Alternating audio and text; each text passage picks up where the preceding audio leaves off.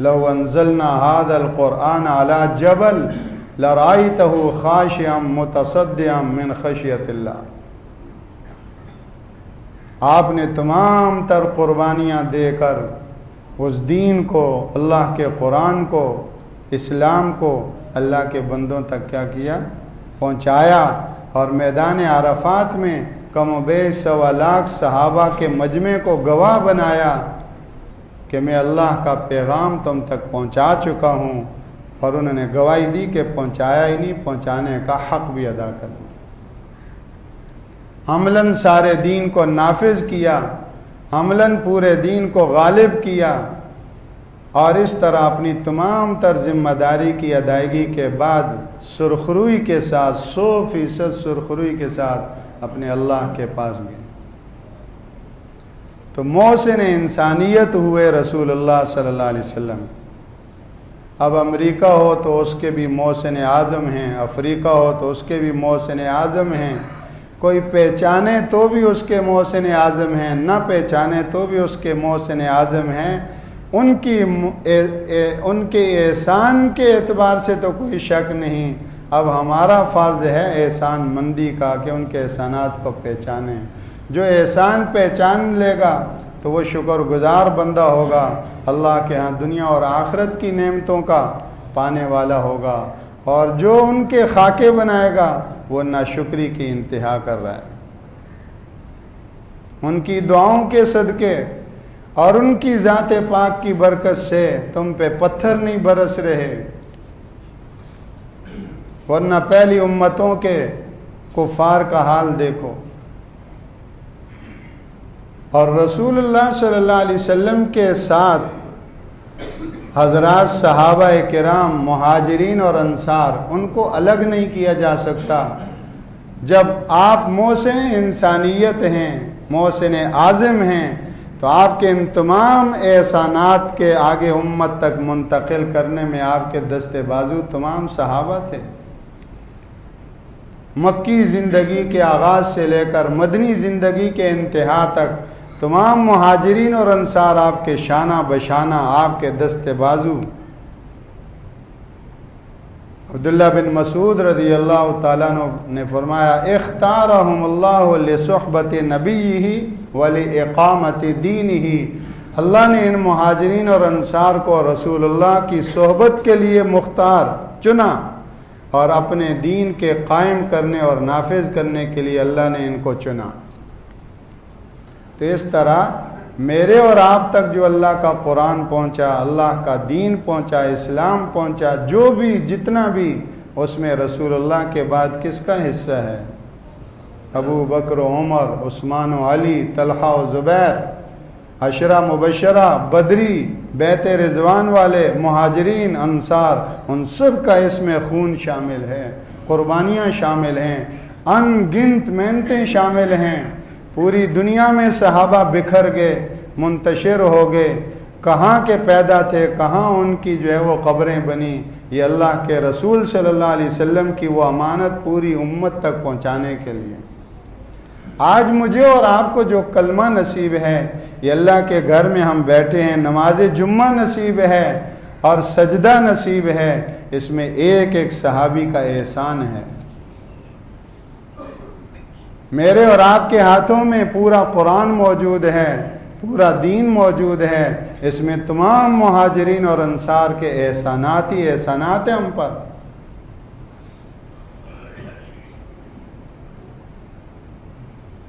ان کے احسانات کا تقاضا یہ ہے کہ ایک مسلمان کا دل صحابہ کرام کی محبت سے، ان کی احسان مندی سے بھرا ہو. ان کی بدولت آج ہمیں یہ دولت نصیب ہے، ورنہ ہم کسی پتھر کو پوج رہے ہوتے، کسی مورتی کے سامنے کھڑے ہوتے.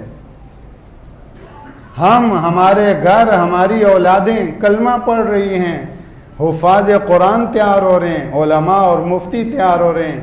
یہ سب صدقہ ہے صحابہ کرام کی قربانیوں کا. احسان مندی کا تقاضا یہ ہے کہ ان کے لیے ہمارے روئیں روئیں میں شکر گزاری کے جذبات ہوں.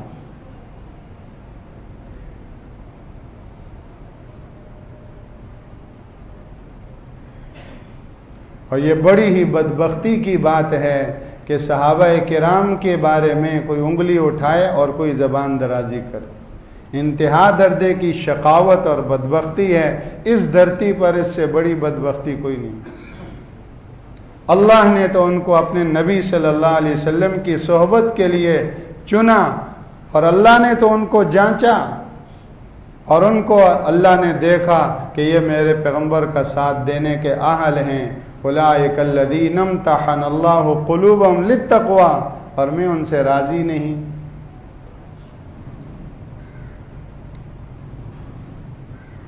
تو تمام مسلمانوں کے دل الحمدللہ یہ اللہ کی اس سے بڑی کوئی عطا نہیں کہ رسول اللہ صلی اللہ علیہ وسلم محسن انسانیت صلی اللہ علیہ وسلم کے ساتھ ان کے تمام درخشندہ ستاروں کی محبت سے دل بھرے ہوں۔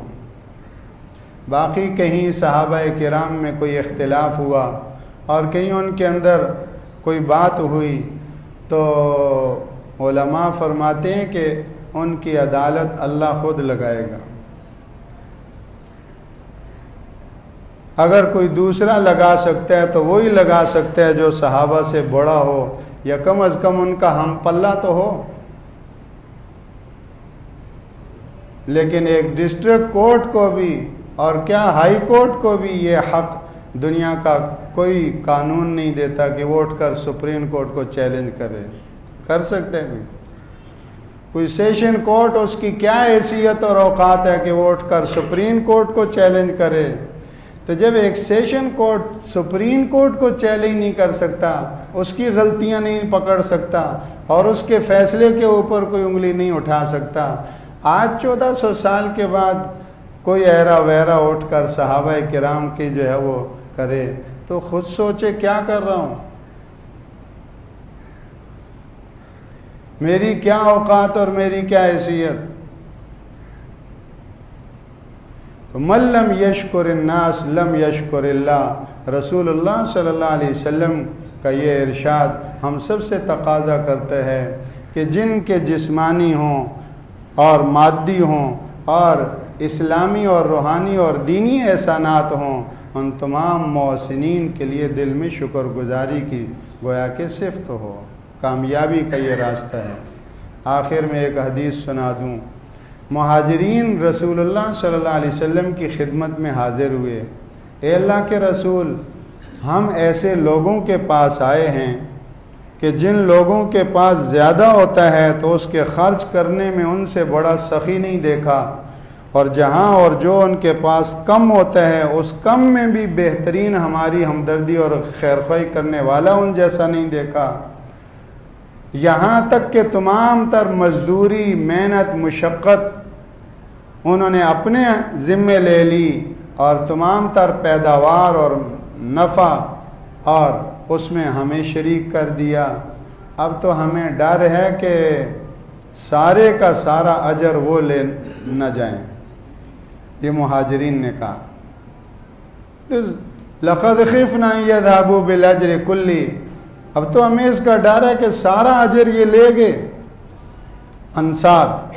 تو رسول اللہ صلی اللہ علیہ وسلم نے ارشاد فرمایا لا ما دعوتم اللہ واثنیتم علیہ، ٹھیک ہے انصار نے ساری قربانیاں دی ہیں، لیکن تم بھی ان کے اجر میں شریک رہو گے جب تک تم ان کے لیے دعائے خیر کرتے رہو گے، جب تک ان کی تعریف کرتے رہو گے اور ان کے حق میں کلمہ خیر کہتے رہو گے۔ تو معلوم ہوا کہ محسنین کے بارے میں ہمیشہ کلمہ خیر آدمی کہتا رہے، ان کے لیے دعا کرتا رہے۔ دعوتم اللہ لہم، تم انصار کے لیے دعا کرتے رہو۔ چنانچہ حدیث میں آتا ہے، اسامہ بن زید رضی اللہ تعالیٰ عنہ فرماتے ہیں کہ اللہ کے رسول صلی اللہ علیہ وسلم نے فرمایا جس کے ساتھ کسی نے نیکی کی اور اس نے جواب میں کہا جزاک اللہ خیرا تو فقد ابلغ فی الثناء، اس نے اس کو بدلہ دینے میں اور اس کی تعریف کرنے میں گویا کہ وہ مکمل بدلہ دے دیا اور خوب اس کی تعریف کر دی۔ اس نے گویا کہ خود براہ راست بدلہ دینے کے بجائے اپنا بدلہ اللہ کے حوالے کیا کہ میں تمہارا بدلہ نہیں دے سکتا، تمہیں اللہ اپنی شان کے مطابق بدلہ دے۔ تو صحابہ کرام کے لیے دعا کرتے رہنا چاہیے، حضرات انبیاء کرام علیہم الصلاۃ والسلام کے لیے دعا کرتے رہنا چاہیے، اپنے والدین، جدی پشتی، پیشوا، اساتذہ، مشائخ اور جن جن اللہ کے بندوں کے میرے اوپر احسانات ہیں، ایک وقت ایسا ہو کہ ان کے لیے آدمی دعا کرتا رہے۔ اس کے ذریعے سے اس نے خود صلہ نہیں دے سکتا تو جو دے سکتا ہے اس کا دروازہ کھٹکھٹایا ہے۔ اللہ اپنی شایان شان ان محسنین کو صلہ عطا فرمائے۔ شکر گزاری بڑی صفت ہے، اللہ ہم سب کو نصیب فرمائے۔ سبحانک اللہم و بحمدک نشہد